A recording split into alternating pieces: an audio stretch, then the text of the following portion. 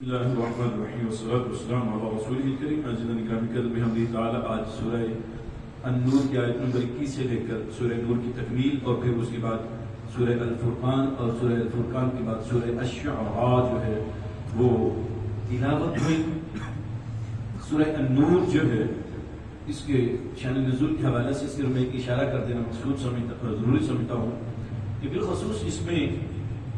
جو ہے براءت اما جان سیدہ صدیق باپ کی صدیقہ بیٹی اما جان سیدہ عائشہ صدیقہ عفیفہ عتیقہ رضی اللہ تعالی عنہا آپ کی براءت کے حوالے سے بہت سارا حصہ جو ہے اس سورہ مبارکہ میں نازل ہوا۔ کچھ غلط فہمی کی بنیاد پر منافقین نے پروپیگنڈا کرنا شروع کیا حرم نبوی کے متعلق، بڑے بڑے اس میں ذہن جو تھے وہ اس غلط فہمی کا شکار ہونے لگے۔ تو پھر اللہ تعالیٰ کریم نے سیدہ اما جان سیدہ عائشہ صدیقہ عفیفہ عتیقہ رضی اللہ تعالیٰ عنہ کی براءت کے لیے اس سورہ مبارکہ کی جو ہے مختلف آیات کو نازل کیا۔ دوسرا عزیزان اکرامی قدر سورہ نور جو ہے بنیادی معاشرتی آداب جو سکھانے کا معاملہ ہے وہ اس سورہ مبارکہ کے اندر سب سے زیادہ جامع انداز میں بیان ہوا ہے۔ گھروں میں داخل کیسے ہونا ہے، اجازت کیسے لینی ہے، راہ چلتے ہوئے نگاہیں مردوں نے کیسے رکھنی ہیں، عورتوں نے کیسے رکھنی ہے، تفصیل کے ساتھ اس مبارک سورہ میں یہ چیزیں ذکر ہوئی۔ جیسا کہ میں اشارہ تھا، ایک دو آیات پڑھتا ہوں آپ کے سامنے۔ آیت نمبر ہے 22، یا ایھا الذین آمنوا لا تدخلوا بیوتا غیر بیوتکم حتی تستأنسوا وتسلموا علی اہلھا۔ اے ایمان والو، کسی گھر میں اپنے گھروں کے علاوہ داخل نہ ہو یہاں تک کہ تم اجازت لے لو اور گھر والوں پر سلام کرو۔ ذالکم خیر لکم لعلکم تذکرون، اور یہ تمہارے لیے بہتر ہے اگر تم اس سے نصیحت حاصل کرنا چاہو۔ اس آیت کے ساتھ ایک اور آیت جو ہے وہ اسی سورہ مبارکہ کی لیجیے، سے ایک ہی مضمون ہے جس سے آپ کے سامنے ایک چیز بڑی واضح ہو کر سامنے آئے گی، وہ ہے آیت نمبر 61۔ اس کے آخر میں اللہ جل وعلا فرماتے ہیں فَإِذَا دَخَلْتُمْ بُيُوتًا فَسَلِّمُوا عَلَىٰ أَنفُسِكُمْ تَحِيَّةً مِّنْ عِندِ اللَّهِ مُبَارَكَةً طَيِّبَةً، اور جب تم اپنے گھروں میں داخل ہو، فَإِذَا دَخَلْتُمْ بُيُوتًا، جب تم گھروں میں داخل ہو، فَسَلِّمُوا عَلَىٰ أَنفُسِكُمْ، تو تم سلام کرو، تَحِيَّةً مِّنْ عِندِ اللَّهِ مُبَارَكَةً طَيِّبَةً، اور اللہ تعالیٰ کی طرف سے دی ہوئی دعائیں جو ہیں ان کو بولو۔ یعنی گھر میں داخل ہوتے ہوئے دو آیات جو ہیں واضح طور پر بتا رہے ہیں جب بھی داخل ہوتے ہیں۔ آج کیا ہوتا ہے، آج معاشرے میں عجیب بات ہوتی ہے، ہمارے جو طرز عمل ہوتا ہے، ایک بار بندہ گھر جائے سلام لے، پھر تھوڑی دیر باہر جائے اور پھر اندر جائے، تیسری سے چوتھی مرتبہ جائے، لوگ پتہ کرتے نواں مسلمان ہیں، یہ کیا بات ہوئی؟ سلام ہے، عبادت ہے، مطلب ایک اچھا عمل ہے، دعا دی ہے، لیکن مطلب اور اس کے متعلقہ جو ہے پھر علماء نے ہمیں بعض وظائف بھی بتائے ہیں کہ جو شخص اپنے گھر میں داخل ہو اور کہے السلام علیکم اور بعد میں کہے السلام علیکم نبی رحمۃ اللہ وبرکاتہ، گھر میں کوئی ہو یا نہ ہو، کیونکہ مسلمانوں کا جو ہے جمہور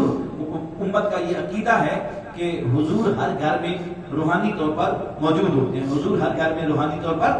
موجود ہوتے ہیں۔ اور پھر اس کے بعد کہا سورہ اخلاص پڑھی جائے، اس عمل سے اللہ تعالیٰ اس گھر میں رزق کی برکت عطا فرماتا ہے۔ تو یہ کوشش کرنی چاہیے، سلام لینے کا معاملہ جو ہے عزیزان گرامی کا، تو اسی آیت مبارکہ میں آگے یہ فرمایا فَإِن لَمْ تَجِدُوا فِيهَا أَحَدًا فَلَا تَدْخُلُوهَا حَتَّىٰ يُؤْذَنَ لَكُمْ، تم نے گئے جا کے اجازت مانگی، دستک دی، بیل دی، دروازہ کھٹکھٹایا، آگے سے کوئی جواب نہیں آیا تو واپس چلے جاؤ۔ ممکن ہے گھر والا سو رہا ہو، ممکن ہے گھر والا مصروف ہو، اور اسی سے علماء کہتے ہیں کہ آج کے دور میں جو ہم کسی کو جب ٹیلی فون کریں تو اس میں یہ خاص طور پر خیال رکھنا چاہیے، جیسے 3 بار دستک دیں اور دستک کے بعد اگر جواب نہیں آیا تو واپس آ جائیں۔ ایسے اگر آپ کسی کو فون کر رہے ہیں، ضروری فون کر رہے ہیں، 3 بار اگر آپ نے کسی کو فون کر لیا، اگر آگے سے رسپانس نہیں آیا، میننگ دیر بائی کہ ہی از بزی، ممکن ہے وہ مصروف ہو، تھوڑی دیر بعد وہ خود کنٹیکٹ کرتے ہیں۔ اور پھر ایک اور اخلاقی بات جو ہے، ہم جب گھروں میں جاتے ہیں، کسی کے دروازہ کھٹکھٹاتے ہیں یا بیل دیتے ہیں، میرا خیال ہے پہلی بیل کے بعد دوسری بیل تک تھوڑا سا انتظار کرنا چاہیے، پھر دوسری بیل کے بعد سے لے کر تیسری تک تھوڑا سا اور انتظار کرنا چاہیے، لیکن نہیں، ایسا نہیں ہوتا۔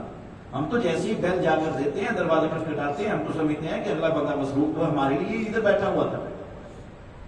اس کو اور کوئی کام نہیں ہے۔ ایک دفعہ دروازہ کھٹکھٹایا، دوسری دفعہ اتنے زور سے کھٹکھٹانا، یہ آداب کے خلاف ہے چیز۔ قرآن میں پاک نے ان چیزوں کا ادب جو ہے وہ سکھایا ہے۔ اور آگے فرمایا وَإِنْ قِيلَ لَكُمُ ارْجِعُوا فَارْجِعُوا هُوَ أَزْكَىٰ لَكُمْ، اور اگر اندر سے آواز آ جائے کہ جناب ہم ابھی ذرا مصروف ہیں واپس چلے جائیے تو پھر آ جائیے گا، کہا چلے جاؤ یہ تمہارے لیے بہت زیادہ بہتر ہے۔ اور پھر اس طرح کے اور پھر آگے پردے کے حوالہ سے کہ کس کے سامنے مطلب عورت جو ہے وہ اپنا چہرہ ننگا کر سکتی ہے، کس کے سامنے نہیں کر سکتی، وہ رشتے یہاں پر بیان کیے گئے ہیں، خامد ہے، باپ ہے، بھائی ہے، بیٹا ہے، بھتیجا ہے، بھانجا ہے، خاتون کے سامنے ہے، یہ معاملات سورہ مبارکہ کے اندر بیان ہوئے۔ اور میں ایک اور ایک آیت سے برکت دینا چاہوں گا، اور میں یہ کہوں گا کہ وہ جتنے آپ میرے سامعین ہیں آپ پہ یہ بات شادی کرتے ہیں، اللہ کا قرآن ہے نا،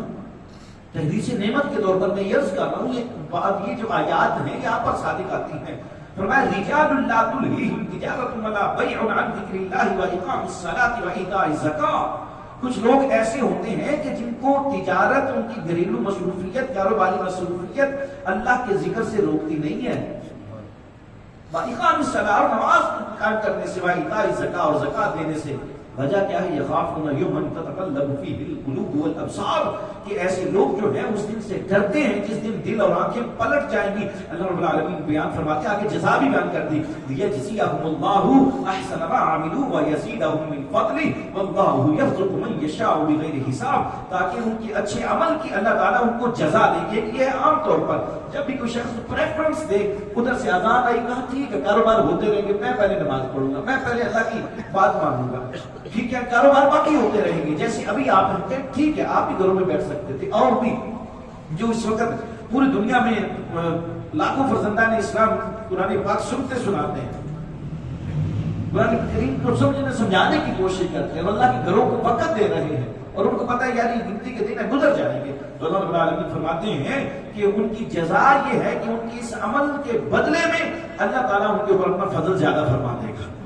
اور فضل کیسے زیادہ فرمائے گا؟ فرمایا تم تجارت کو میرے لیے اگر پیچھے کر کے میرے ذکر کی طرف آؤ گے نا تو پھر پتہ کیا ہوگا؟ اللہ یرزق من یشاء بغیر حساب، اور اللہ جسے چاہتا ہے بغیر حساب کے رزق عطا فرما دیتا ہے۔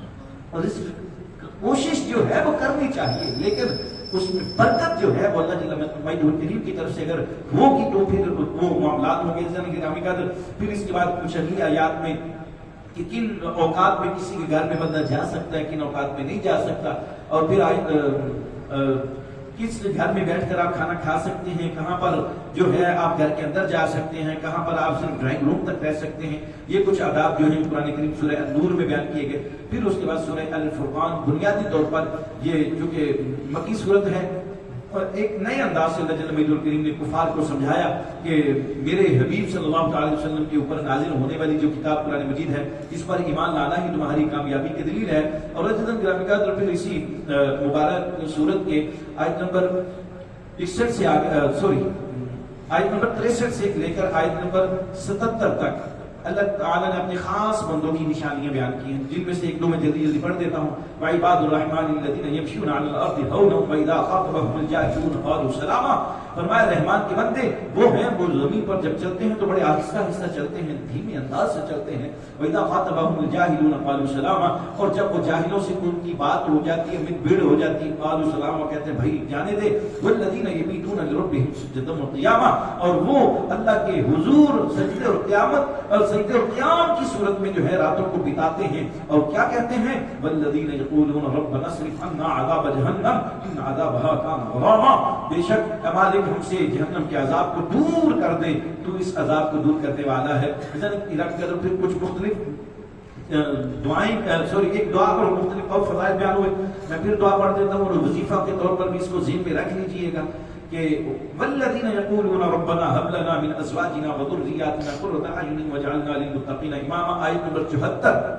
اولاد کی نافرمانی ہے، اولاد ضد کرتی ہے، اولاد بات نہیں مانتی، بیوی نافرمان ہے، ضد کرتی ہے، بات نہیں مانتی، تو کوشش کریں یہ مبارک صورت جو ہے 3 مرتبہ 24 گھنٹے میں کسی بھی وقت آپ پڑھ لیجئے، جس کا مفہوم یہ ہے ربنا هب لنا من ازواجنا وذریاتنا قرۃ اعین، اے مالک ہمیں ہماری بیویوں اور ہماری اولادوں سے آنکھوں کی ٹھنڈک عطا کر دیں۔ یعنی ان سے ہمیں سکون عطا فرما، وجعلنا للمتقین اماما، اور مالک ہمیں دنیا میں ان متقین میں شامل کرنا جن کا ایک نمایاں مقام ہوتا ہے۔ عزیزان کرام کے اندر پھر سورہ الشعراء، جو شعراء یہ شاعر کی جمع ہے، اس میں ایک لفظ استعمال ہوا والشعراء یتبعهم الغاوون، کہ وہ جو شاعر ہوتے ہیں جو مبالغہ آرائی کرتے ہیں، ایگزیجریشن کرتے ہیں، کہا کہ وہ سرکشی میں ہوتے ہیں۔ اصل میں اس سورہ مبارکہ میں اس لیے کہا گیا کہ اس سورہ مبارکہ کا ریدم جو ہے نا، ریدم آپ نے جب آپ اس کو پڑھیں یا سنیں، مختصر سی یہ مبارک سورت ہے جی، 11 اس کے رکوع ہیں، لیکن صرف 11 رکوع کے اندر 227 آیات ہیں۔ کتنی آیات؟ 27 آیات، چھوٹی چھوٹی آیات، چھوٹی چھوٹی، مطلب بڑے خوبصورت انداز میں اللہ جل وعلا میں باتیں وہی ہیں جو پہلے نبیوں کی بات ہوگی، موسیٰ علیہ السلام کی بات پھر دہرائی گئی، ابراہیم علیہ السلام کی بات پھر دہرائی گئی، جناب نوح علیہ السلام کا معاملہ پھر دہرایا گیا، جناب قوم عاد کا معاملہ، قوم ہود کا معاملہ پھر دہرایا گیا، قوم صالح علیہ السلام کا معاملہ پھر دہرایا گیا، قوم لوط علیہ السلام کا معاملہ پھر دہرایا گیا، قوم شعیب علیہ السلام کا معاملہ پھر دہرایا گیا، اور آخر کے اندر اللہ جل وعلا نے قرآن مجید کے نزول کے حوالہ سے بات کی ہے، اور ساتھ اللہ رب العالمین نے اس حکم کی طرف اشارہ کیا کہ جو حکم میں اس میں آیت پڑھ دیتا ہوں اور بات مکمل کرتے ہیں۔ آیات کے لحاظ سے مکی صورتوں میں سب سے بڑی صورت ہے۔ ہاں جی ماشاءاللہ، مکی صورتوں میں، جی ماشاءاللہ، مکی صورتوں میں آیات کے اعتبار سے بالکل ایسے ہی ہے جی۔ وَأَنذِرْ عَشِيرَتَكَ الْأَقْرَبِينَ وَاخْفِضْ جَنَاحَكَ لِمَنِ اتَّبَعَكَ مِنَ الْمُؤْمِنِينَ، کہا حبیب اپنے قریبیوں کو پہلے بلائیے اور ان کو آگاہ کیجئے کہ اللہ نے مجھے اپنا نبی بنایا ہے۔ عزیزان کرام کے اندر اس کے پس منظر میں ایک تاریخ میں جو پہلی دعوت اسلام ملتی ہے اس کو دعوت ذو العشیرہ کہتے ہیں۔ دعوت ذو العشیرہ جو ہے، سادہ سے لفظوں میں یہ عرض کر دیتا ہوں کہ مولا علی نے اس کے انتظامات کیے تھے، مولا علی کے ابا جان نے اس لنگر کا اہتمام کیا تھا، جناب ابو طالب نے، اور آپ کے گھر پر، آپ کے دسترخوان پر یہ سرداران قریش کو بلایا گیا اور کہا گیا کہ میرے بھتیجے کی بات سنو۔ جناب ابو طالب نے لوگوں کو بلایا اور بلا کر کہا میں جو دعوت ذو العشیرہ ہے اس کا پس منظر صرف اس آیت کے تحت آپ کے سامنے رکھ رہا ہوں، نتائج آپ نے خود اخذ کرنے ہیں، جس طرف آپ کا ذہن جائے، جیسی آپ کی فکر ہو، جیسی سوچ ہو، میں اس پر پابندی نہیں لگاتا، لیکن یہ جو ہے اس آیت کی سورہ الشعراء کی آیت نمبر 274 کے پس منظر میں بالاتفاق تمام مورخین نے یہ لکھا، تمام مفسرین نے لکھا ہے کہ اس سے مراد دعوت ذو العشیرہ ہے۔ حضور نے کہا چچا میں کوئی بات سنانا چاہتا ہوں سرداران قریش کو، ان کو بلایا جائے۔ کہا بھتیجے بلا لیتے ہیں۔ جناب ابو طالب دسترخوان بچھاتے ہیں، سب کو بلایا اور بلا کر کھانا کھلایا، اور جب کھانا کھا لیا تو کہا جی کس لیے بلایا تھا؟ تو جناب ابو طالب کہتے ہیں محمد تم سے کچھ کہنا چاہتے ہیں، یہ تمہارے ساتھ کوئی بات کرنا چاہتے ہیں۔ جب حضور سید عالم صلی اللہ علیہ وسلم راحت سجا میرے حبیب نے نطق وحی کی بات ان کے سامنے رکھی، کہا کہ مجھے اللہ نے اپنا نبی بنا کر بھیجا ہے، مجھے اپنا رسول بنایا ہے اور اللہ ایک ہے۔ جب یہ بات ہوئی تو طرح طرح کی باتیں جو ہیں انہوں نے آگے کرنا شروع کر دی کہ اس لیے بلایا تھا۔ مجھے تاریخ کا وہ لمحہ میں سمجھ نہیں آتا کہ وہ اس کو محبت کا کون سا نام دوں، فتووں میں نہیں، میں محبت کی بات کر رہا ہوں، میں محبت کا کون سا نام دوں کہ جب سارے ایک ایک کر کے اٹھ گئے تو سرکار ایسے بیٹھے ہوئے ہیں، چہرہ جھکایا ہوا ہے، تو پشت کے اوپر ہاتھ آتا ہے کمر کے اوپر جناب ابو طالب کا۔ کہا محمد کیا ہوا؟ بھتیجے کیا ہوا؟ کہا چچا میری بات نہیں ماننی تھی تو نہ مانتے، آپ کے دسترخوان کا تو لحاظ کر لیتے، یہاں بھی انہوں نے کھانا کھایا تھا۔ کہا بھتیجے ایسی بات کر رہا ہے، ایسے دسترخوان تیرے لیے تو اگر مجھے لگانے پڑے تو میں 40 مرتبہ سے زیادہ لگا سکتا ہوں۔ یہ دعوت ذو العشیرہ تھی جہاں پر سرکار کریم صلی اللہ علیہ وسلم نے پہلے اپنے گھر والوں کو جو ہے وہ دعوت دی، اور پھر اس کے بعد جو ہے کوہ صفا کے اوپر سرکار نے پورے مجمع عام کے حوالہ سے مکہ والوں کو بلایا کہ قولوا لا الہ الا اللہ تفلحوا، لوگوں کہو اللہ ایک ہے اور کامیابی پا جاؤ گے۔ اور پھر وہاں پر جو ہے ابو لہب نے کھل کھلا کر ہرزہ سرائی کی، جب وہاں پر اس نے ہرزہ سرائی کی تو وہاں پر پھر سورۃ تبت یدا ابی لہب جو ہے اس کا نزول ہوا، اور پھر اس کے بعد سلسلہ